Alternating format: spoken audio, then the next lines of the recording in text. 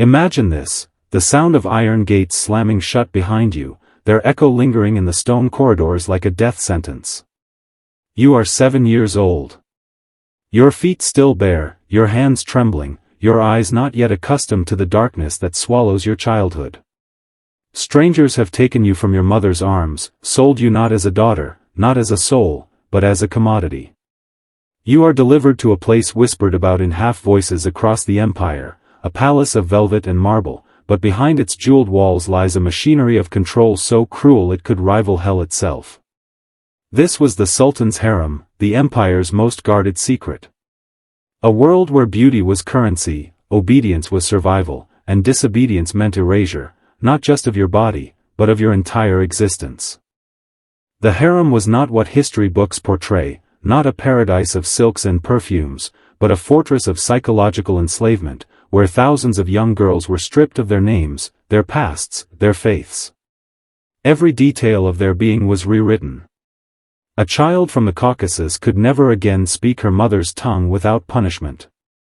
A Georgian daughter's prayers were beaten out of her until only whispers of a new imposed faith remained. It wasn't just the flesh that was owned, it was the soul that was rewritten. What made this horror worse was its organization. The Ottoman archives still preserve the ledgers, cold arithmetic turning children into inventory. They were bought, catalogued, examined like cattle, their worth determined by age, symmetry, and obedience. Each girl was assigned a place in a hierarchy that made them both victim and competitor. You see, this was the genius of the system. By corrupting natural bonds between women into weapons of rivalry, the empire ensured control without lifting a sword. Fear kept them compliant. Jealousy kept them divided. The Sultan never had to dirty his hands, the system devoured them from within. And for the men who orchestrated it? It was not just about pleasure. It was about power. The harem was a political factory, producing heirs, alliances, and influence. Behind the silken curtains of supposed luxury, the empire weaponized femininity itself, turning concubines into pawns of imperial dominance. What you are about to learn isn't history taught in classrooms. It's the truth buried beneath centuries of propaganda, and once you see it, you will never again look at power the same way. Picture the first night inside the palace walls.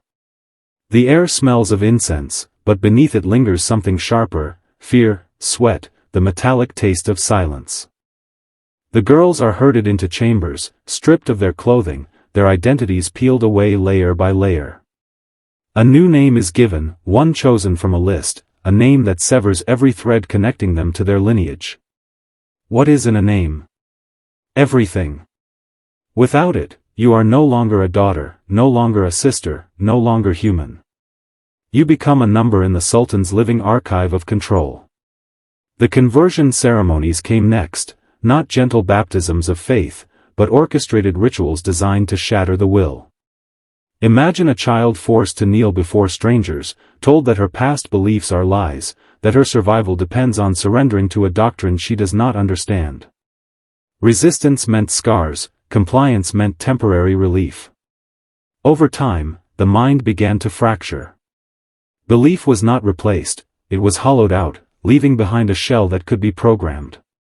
And then came the inspections, clinical, cold, degrading beyond imagination. Palace physicians examined the girls as livestock inspectors would catalog breeding stock. They wrote notes in ledgers, not about spirit or intelligence, but about hips, teeth, skin, and obedience. The human was erased, replaced by a profile. Think about that. Think about a system so perfected in dehumanization that it could turn childhood innocence into bureaucratic paperwork. Yet the horror was not only in what was done to them, but in how they were taught to turn against each other. The training was not education in the way you and I know it. They were instructed in languages only to understand commands, in music only to entertain their captors, in dance only to seduce when required. Theology was twisted into a weapon, teaching that obedience was divine law. A god was used to sanctify their chains. The brilliance of this design, and brilliance can be monstrous, was that the women policed themselves. Senior concubines, terrified of losing their fragile positions, inflicted cruelty upon the younger ones. Loyalty to the Sultan meant betrayal of sisterhood. Rivalry was engineered as policy. Every smile hid a blade, every embrace concealed a betrayal. This was not chaos. It was order. An empire of control built on broken minds and divided loyalties. And the deeper you look, the more you realize, this was not just a harem. It was a laboratory for psychological domination. At dawn, the palace stirred with ritual precision. No alarm clock, no gentle call, just the sound of keys turning, doors unlocking, and the heavy footsteps of eunuch guards. These men, mutilated to serve, were the gatekeepers of the Sultan's invisible prison. They controlled access, rationed food, dictated every movement. In the harem, time was not yours. Every hour was measured, every action observed. The hierarchy was merciless. At the very bottom were the Assami Kisler, the raw, untrained arrivals. Cramped together in dormitory-style rooms, they slept on mats with barely enough space to turn. These girls were subjected to constant labor, endless drills in language, music, posture, and obedience. Every mistake was corrected with pain, sometimes a beating, sometimes starvation, sometimes isolation in windowless chambers where silence was a form of torture. Above them, a select few rose through the ranks, not because they were free, but because they were useful. Beauty, intelligence, or sheer luck could elevate a concubine into more favorable quarters, but with every step upward came new dangers. To gain the Sultan's attention was both a blessing and a curse. One night in his chambers could change a girl's life forever, or end it. Fail to please, and you were discarded. Please too well, and you might spark rivalries that could cut your life short in far subtler ways. Poison was a common solution. So was disappearance. Punishments inside the harem were legendary. A whispered rumor of disloyalty could lead to strangulation with silk cords, bodies buried quietly beyond the palace walls. The silk was not chosen for softness, it was chosen because it left no blood, no mess, no evidence. Others endured beatings so brutal they bore scars for life, reminders that their flesh was not theirs. For the unlucky, banishment meant being cast out into Constantinople's streets, stripped of protection, doomed to survive as outcasts in a world that branded them forever as former slaves of the palace. And yet, the system was self-sustaining. Girls longed to climb the ranks because survival demanded it. To remain at the bottom meant endless servitude, to ascend offered temporary power, finer clothing, better food, perhaps a voice in palace intrigues. It was a cruel illusion, a ladder with rungs greased in blood and betrayal. What shocks most isn't just the cruelty itself, but how ordinary it became. Brutality wasn't the exception, it was the rule. To the empire, this wasn't sadism. It was governance. You must understand, the harem was never just about desire. It was about empire. Every girl brought into the palace was not simply a concubine, she was a potential piece on the Sultan's chessboard, a pawn that could one day become a queen. The Sultan's heirs were born here, and that meant every woman inside was tied directly to the future of the Ottoman throne. What looked like luxury was, in truth, statecraft disguised as intimacy. The most powerful figure was not always the Sultan himself. It was often the Valide Sultan, the Sultan's mother, once a concubine herself, who rose to become the empire's most feared woman. She controlled the harem, managed alliances, and decided who gained the Sultan's ear. Think about that, an enslaved girl, stripped of her past, could one day wield power greater than generals, ministers, even viziers. But this power was never pure, it was born of manipulation, jealousy, and the perpetual game of survival. The politics of the harem were not written in laws but in whispers. A concubine who bore a son could suddenly rise above all others, her position cemented not by love, but by bloodline. This made childbirth a battlefield. Poisoned cups, miscarriages induced by rival concubines, even whispers of smothered infants, all were weapons in the silent war waged within marble walls. And the Sultan? He rarely intervened. He understood that competition kept the women desperate, divided, and loyal only to him. But the harem extended its influence beyond the palace. Marriages arranged between concubines and high-ranking officials tied the empire's elite directly to the Sultan's private world. This was loyalty engineering, binding the military, the bureaucracy, and even foreign powers to the Sultan through women who began as slaves. In this way, the harem became not just a household, but a machinery of governance.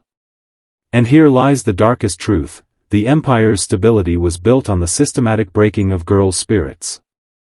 By crushing their past identities and rebuilding them as instruments of service, the Ottomans created not only concubines, but conduits of power. Every alliance, every heir, every whisper of policy was shaped by the harem's invisible hand. Do you see now? What seemed like a gilded cage of women was, in truth, a shadow government. The real throne was not the golden seat in the audience hall, it was the silk-draped chambers where secrets were traded in the night. By now you see that the harem was not merely a prison, it was a crucible. A place where innocence was burned away, and what remained was either ash, or steel.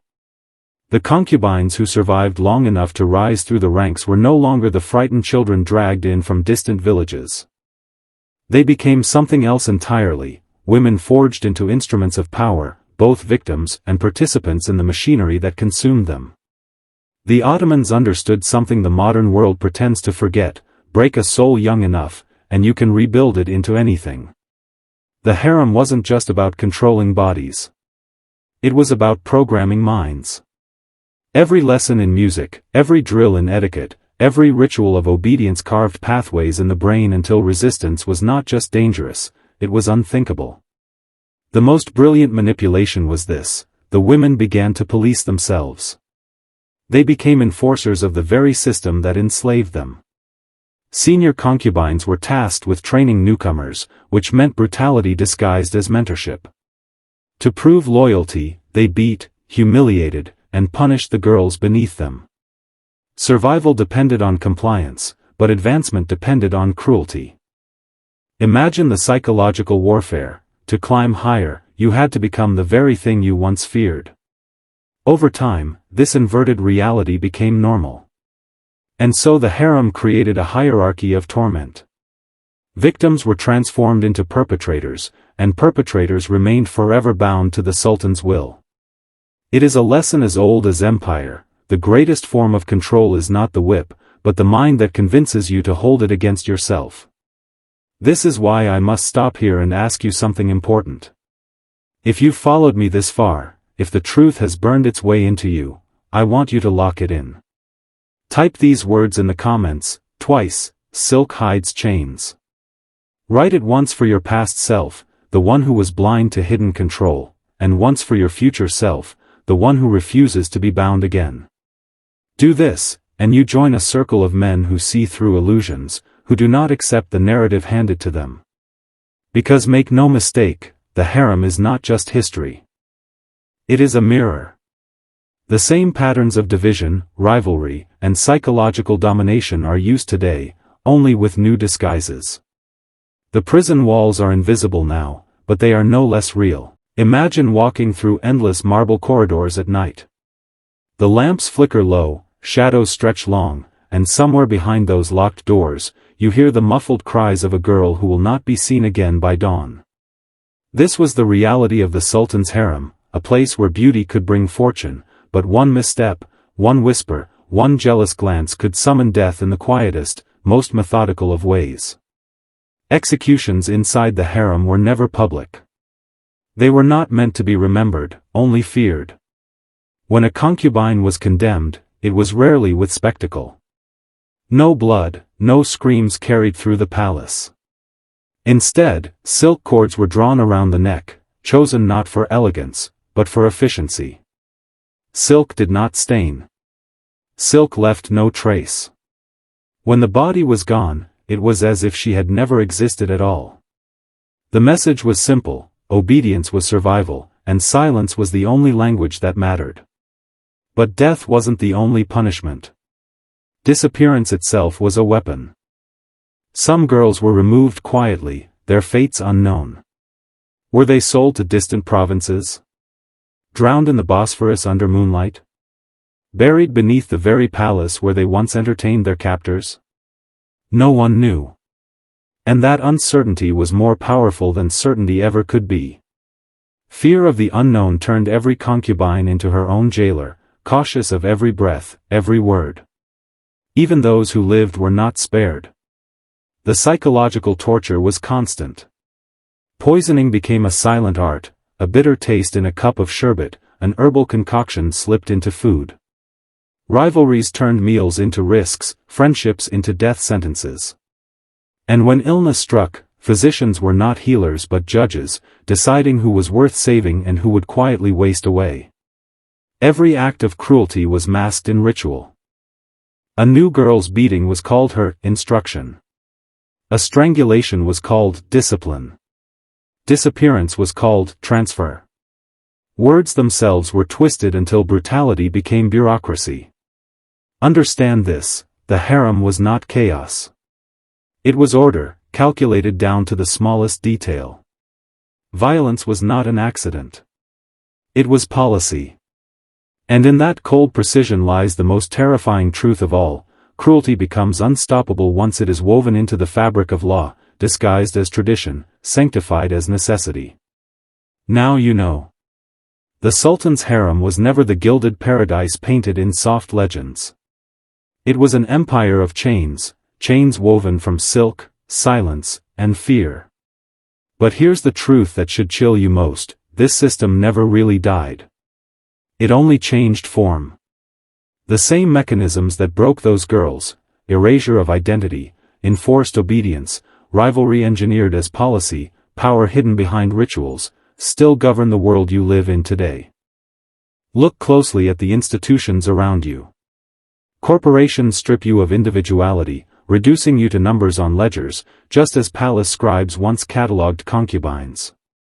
Governments demand loyalty to narratives, rewriting truth until obedience feels like virtue. Media feeds you distractions, music, entertainment, seduction, the same tools once used to train concubines into submission. Even faith, once pure, is weaponized by elites to sanctify the systems that enslave. Different walls, same design. The genius of control has always been the same: divide the people, pit them against one another, and they will never unite against their captors. Concubines turned on concubines, just as workers turn on workers, citizens on citizens, men on men. The hand that rules remains unseen, because the battle is fought between those trapped inside. The Sultan never had to dirty his hands, and neither do modern rulers. Ask yourself, how many of your choices are truly yours? How much of your will has been broken, reshaped, programmed to serve? Are you a free man, or have you been trained, just as they were, to confuse obedience with safety, and silence with peace? The harem is a mirror. It reflects a darker truth: control is not maintained by chains of iron, but by chains of belief. Those who were once children, stripped of their names and remade as instruments of empire, are not so different from you if you remain blind. But there is a choice. You can step outside the velvet illusions. You can refuse the rivalry they feed you. You can reclaim your name, your will, your mind. That is the beginning of freedom. The harem may be buried in history, but its shadow stretches across the present. The question is, will you remain a concubine in someone else's empire, or will you finally break the silk cord before it tightens around your throat?